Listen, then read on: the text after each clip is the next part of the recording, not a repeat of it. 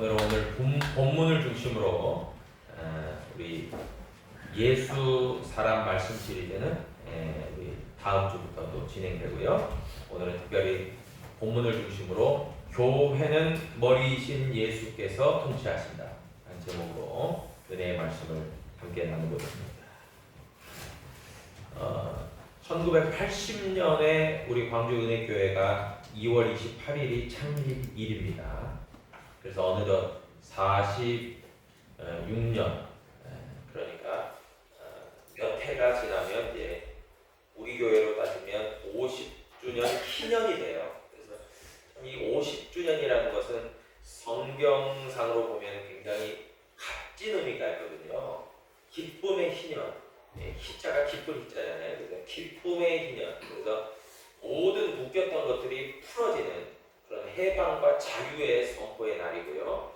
기쁨의 날이고 회복의 날이고 축제의 날이에요. 그래서 제가 늘 기도하고 있는데 우리 교회에 2030년이 되겠죠. 2030년 2월 28일 교회 창립기념주일은 아주 대대적으로 아마 특별 이벤트가 아마 진행될 겁니다. 제가 그렇게 기도하고 또 그렇게 생각하고 있습니다. 우리 광주 은혜교회라는 곳은 특별한 그런 모임이죠. 특별한 그런 단체 기관이라고 할 수 있습니다. 한마디로 말하면은 그냥 단순한 교회라고 하는 건물도 아니고요.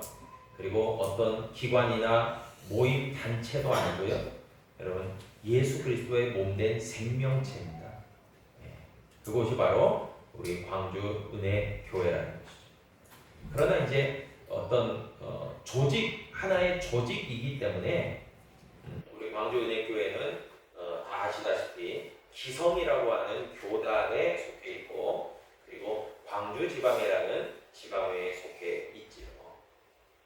그러나 이런 것들이 이제 다 조직으로 생각했을 때 그렇고요.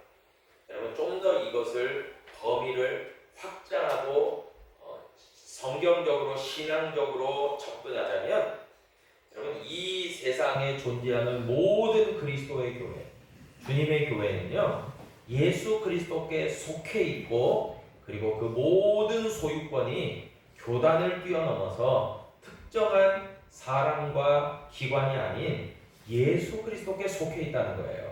그것이 바로 성경의 결론이지요. 그리고 우리 모두가 그 예수 그리스도에 속하여 있는 사람들이라는 그 믿음이 바로 바른 신앙이라고 할 수 있을 겁니다. 그리고 우리는 예수 그리스도께 속해 있는 주의 백성이고 주님의 성도고 그리고 청직이죠. 청직이 곧 우리는 우리의 사명, 주의 사명을 감당하기 위해서 위임받은 종들이라는 거예요. 종들. 여러분 그래서 오늘 본문 말씀 에베소서 1장 22절이 말씀하지 않습니까? 만물을 그의 발 아래 복종하게 하시고 그를 만물 위에 교회의 머리로 삼으셨느니라 얘기합니다. 여러분 머리라고 하는 것은요. 여러분 통치권을 얘기합니다. 그래서 사실은 교회의 머리만이 아니라 예수 그리스도는 만왕의 왕 되시고 만주의 주가 되시고 역사의 주관자가 되시기 때문에 그렇기 때문에 이 모든 만물들의 통치권을 갖고 계시고 소유권을 갖고 계시는 분이 바로 우리 주님이라는 거예요. 그래서 우리는 그분을 예수 그리스도 혹은 주님이라고 합니다. 우리의 주가 되시고 교회의 머리가 되실 뿐만이 아니라 모든 것의 주가 되시기 때문에 그렇습니다. 여러분 사도행전에서 우리가 수요 예배를 통해서 말씀을 나누지만 에베소라는 그 교회를 우리가 이제 다루기도 했죠. 그런데 에베소서의 그 배경이 바로 튀르키예의 에베소라는 도시죠. 여러분 에베소라는 그 도시는 우상의 도시 그리고 상업과 문화의 중심지, 어떻게 보면 세속적인 도시, 쾌락의 도시, 그런 도시예요. 그래서 그 도시를 배경으로 한 본문이 성경의 에베소서 아니겠습니까? 그 에베소에 있는 에베소 교회 성도들에게 사도 바울이 말씀하는 것이 오늘 본문이에요. 그래서 그 모든 만물의 주가 되시고 교회의 머리가 되시는 분이 예수 그리스도 뿐이다 라고 얘기하고 있는 거예요. 가르쳐주고 있는 거예요. 그래서 머리는 아까도 얘기했지만 통치권을 의미하는데, 이 머리, 헤드라는 이 그 뜻은 뭐냐면 권세, 권위, 통치, 그리고 생명의 근원을 뜻합니다. 여러분, 그래서 모든 것이 하나님께로부터 비롯됐고, 그리고 모든 것이 지금도 하나님의 주권 아래 있다라고 하는 것을 오늘 본문은 우리에게 잘 말씀해주고 있는 거죠. 여러분, 우리의 어떤 정체성, 즉 나의 아이덴티티, 그것을 이해하려면, 여러분, 사람이 그렇잖아요. 우리가 유교문화이기 때문에, 또 꼭 유교문화가 아니더라도 족보라는 게 있는데, 여러분, 성경에도 믿음의 족보가 있지 않습니까? 그런데 그 믿음의 족보를 올라가면, 여러분, 믿음의 조상 아브라함을 넘어서 첫사람 아담을 넘어서 누가 계십니까? 하나님이 계시죠. 여러분, 하나님께로부터 모든 만물이 나오게 되었고 하나님으로 비롯해서 우리가 나오게 된 거예요. 여러분, 그렇기 때문에 우리의 나는 누구인가 라고 하는 자기 정체성을 확립하기 위해서는 분명하게 하나님에 대한 분명한 믿음과 인식이 필요한데, 하나님은 어떤 분이시다? 이 세상을 만드시고 창조하신 분일 뿐만이 아니라 우리의 주가 되시는 분이다. 한번 따라하겠습니다. 하나님이 우리의 주가 되십니다. 아멘. 여러분, 그것에 대한 확고하고도 분명한 믿음의 고백이 있어야만 자기 정체성도 제대로 될 수 있는 거죠. 여러분, 그런 의미에서요, 오늘 우리 교회 창립주일을 맞이해서 몇 가지 부분들을 우리가 살펴보고 믿음의 고백을 할 필요가 있는 것입니다. 첫 번째로요, 아까도 얘기했지만 우리 광주 은혜교회로 조금 범위를 좁혀서 생각하더라도 우리 광주 은혜교회의 소유권과 통치권은 주가 되시는 예수 그리스도께 있다. 그래서 우리 교회는 이름이 광주 은혜교회지만, 그러나 엄밀히 따지면 그리스도의 교회입니다. 예수 그리스도의 교회라고 할 수 있는 것이죠. 여러분, 그래서 우리 교회에서 행해지고 이루어지고 결정되는 모든 것의 최종 결정권자는 누굽니까? 예수 그리스도라고 할 수 있습니다. 여러분, 분명히 이제 법률적으로 따지면 교회의 대표는 이제 담임 목사로 돼 있죠. 그래서 등록이 있게 돼 있고 법적 서류가 그렇게 사인이 들어가 있는 것은 맞습니다. 그러나 여러분, 그것은 위임받은 권한이죠. 진정한 주권, 진정한 통치권, 진정한 지도력은요, 여러분, 예수 그리스도 한 분임을 여러분 꼭 고백하고 기억하시기를 축복합니다. 그것은 담임 목사 이하 모든 지도력을 갖고 있는 장로님들, 교회 리더들, 지도자들 다 동일한 생각이에요.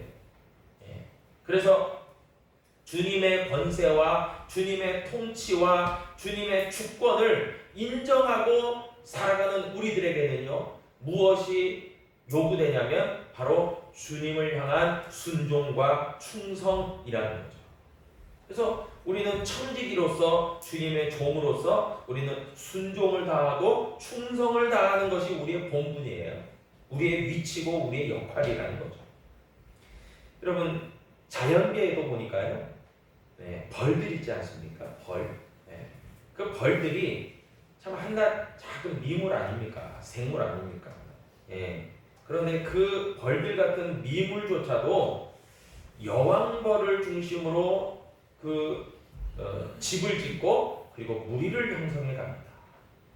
그러다가 여왕벌이 예를 들어서 죽거나 그리고 다른 곳으로 이사를 가잖아요. 그러면 모든 벌들이요 다 여왕벌을 쫓아가요. 여왕벌을 따라갑니다. 왜 그렇습니까? 아무리 좋은 집을 지어놨어도요 여왕벌이 없는 집은 가치가 없어요. 의미가 없어요.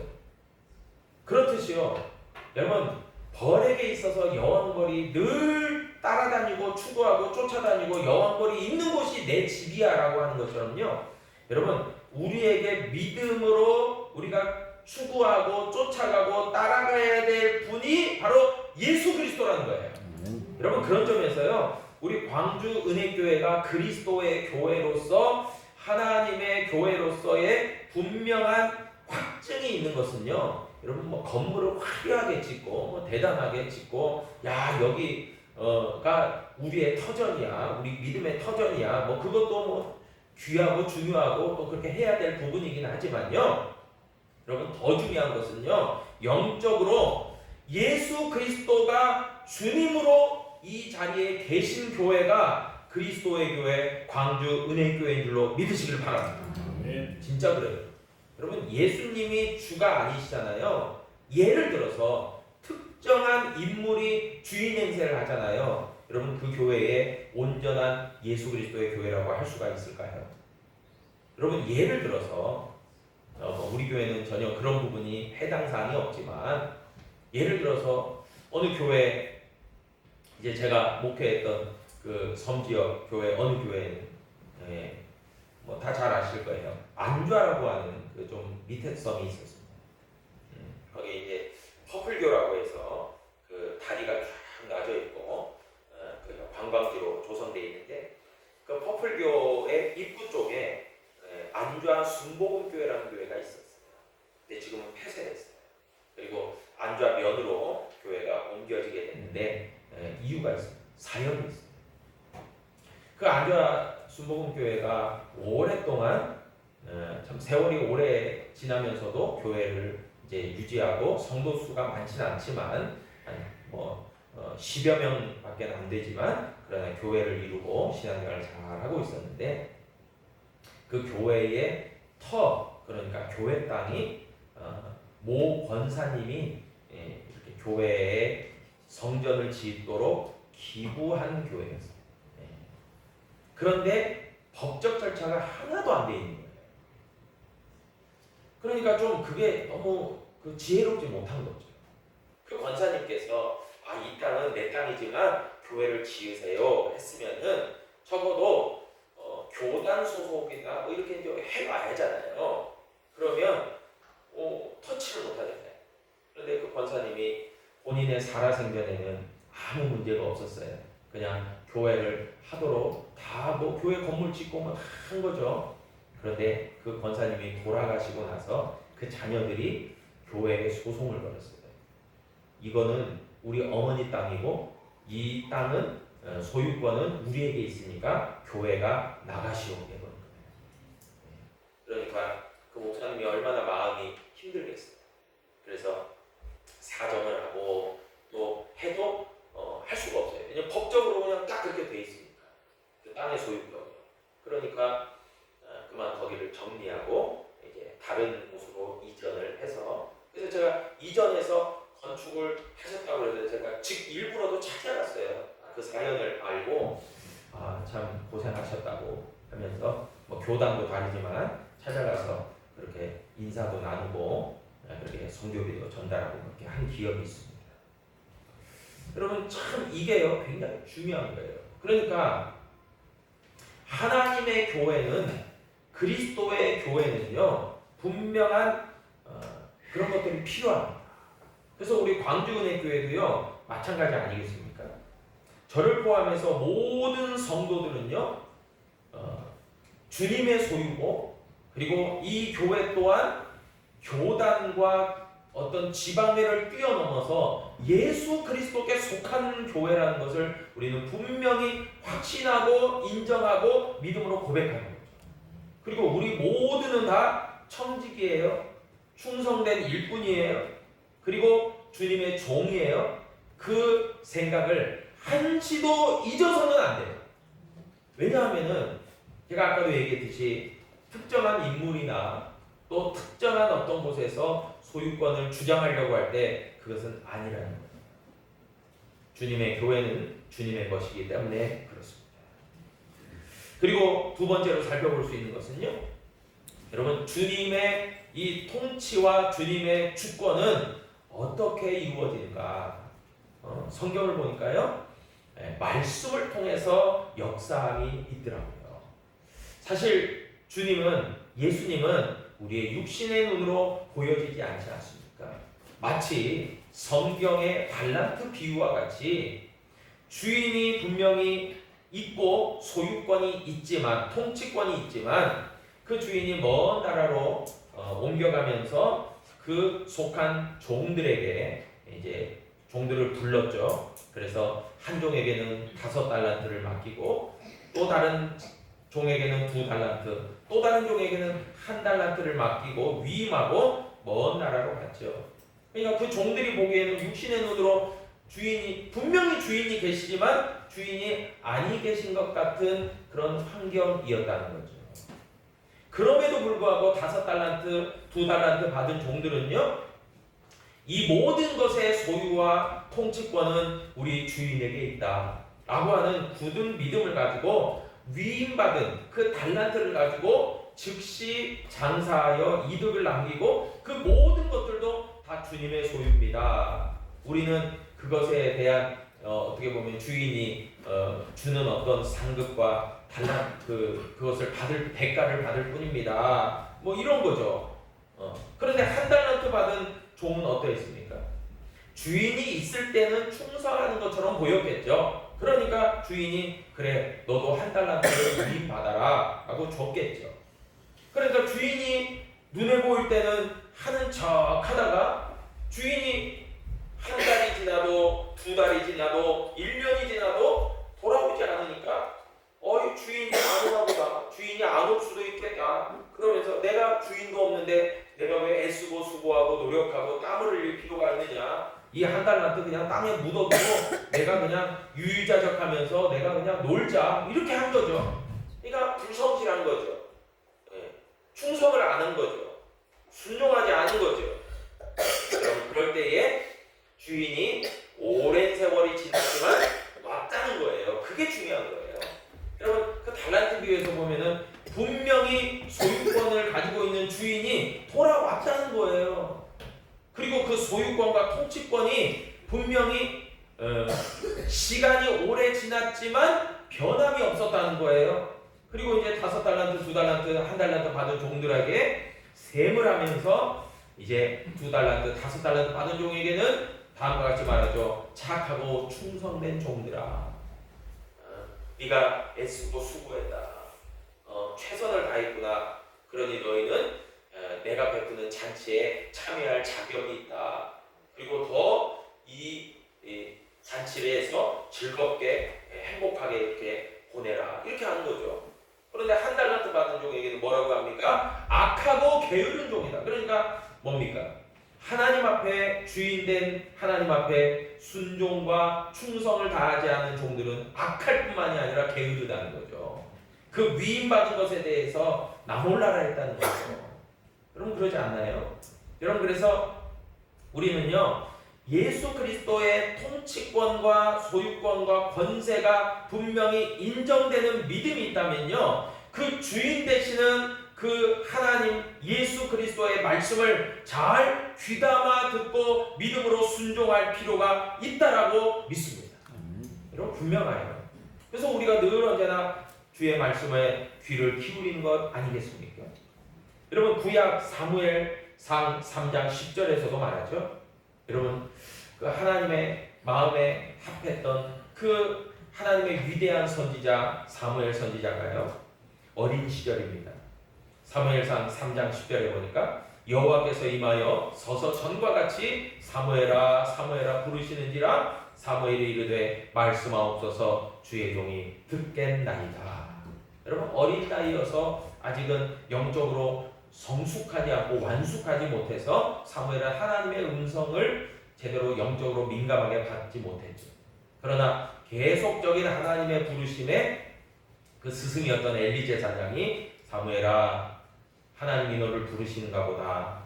그러니 너는 이렇게 말해라. 그래서 이제 10절처럼 얘기한 거예요. 주의 종이 듣겠나이다. 그렇게 하고 말이에요. 여러분, 주인이 부를 때의 종의 바른 자세가 뭘까요? 주인이여 말씀하옵소서 종이 듣겠나이다 라고 하는 반응 아니겠습니까?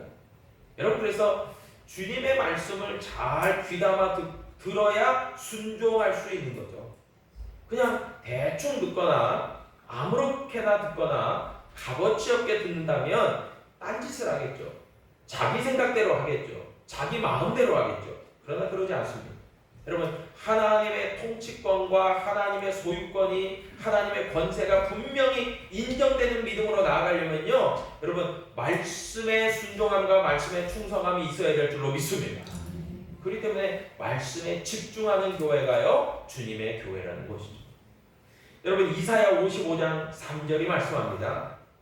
너희는 귀를 기울이고 내게로 나와 들으라.